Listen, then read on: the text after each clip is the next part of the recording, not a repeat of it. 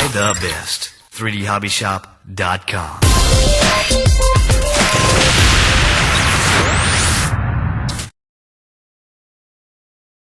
Hey guys, welcome to the Knife Edge Clinic Part 2.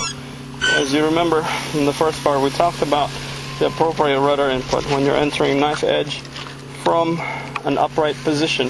Think opposite rudder. So if you're rolling to the left, right rudder. If you're going to roll to the right, left rudder. And that'll get you where you need to be without getting in trouble. Now that we've learned that, let's do a little bit more advanced knife edge. A couple of things that you could do here. If you're pretty comfortable with knife edge and with snaps, nice entry is always going at it from a 1 1/4 snap. I remember very early on seeing video of Scott doing a figure 8 knife edge with Stevens arrow groove, and that really inspired me to start learning the knife edge. It's definitely by far my favorite maneuver when the airplane is not in the 3D post-stall attitude. Okay, just go back and forth like that with a gentle push. Okay, go. Let's get a little bit of altitude here. Let's start my timer.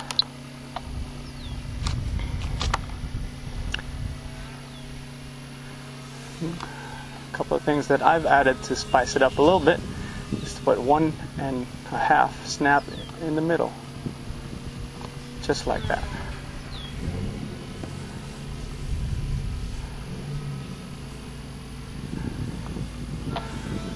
There you go. And you just need to practice to get it executed cleanly.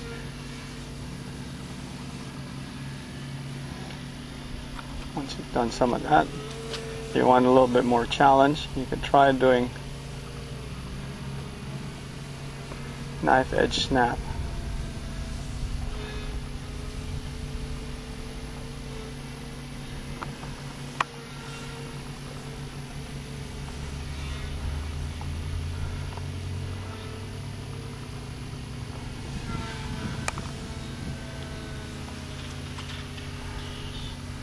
As you can see, the snap itself is pretty simple to execute, but it's all a timing maneuver.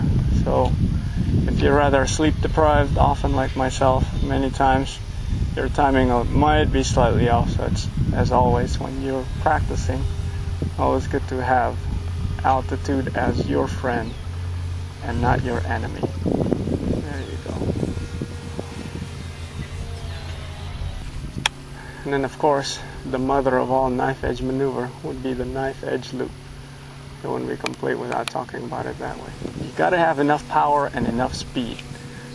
And the initial thing you do is power through the maneuver. And then when you're on top, you actually give opposite rudder. And then this is, of course, the scariest part. And when you're a little scared like I am right there, just come out of it. There's no harm in that. When you're initially practicing and you want to make sure you don't dork your model, what you do is just come back out, do a hammerhead, and then try to go level from that attitude, just like that. See that again? Let's try that again. Now hammerhead to the right. There you go. It's less scary that way. Once you've gotten used to that, then by all means, give the knife edge loop a try. And it did take me quite a while to figure out what I really needed to do input wise and to just have enough cojones to pull this maneuver cleanly without bailing out.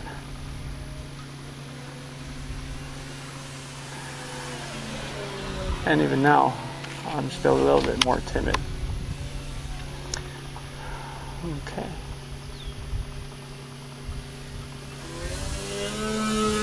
You're thinking, when it comes to high alpha knife edge,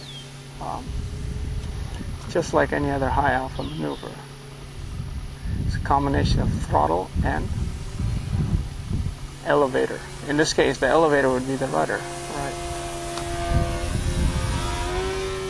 If the model's starting to do funny things, just relax your control and fly out. Because when you try to over control, that's when you'll snap out and get into all sorts of trouble. Let's preview another clinic here. Eventually I'd love to talk about the inverted Harrier, which is definitely one of my favorite post-stall maneuvers. It's just so, once you get used to it, it's just so relaxing to fly. Ooh, make sure.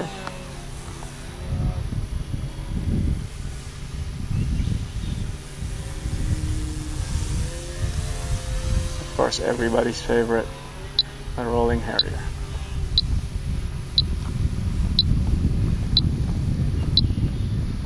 When I get a chance, we'll talk about all these maneuvers in greater depth.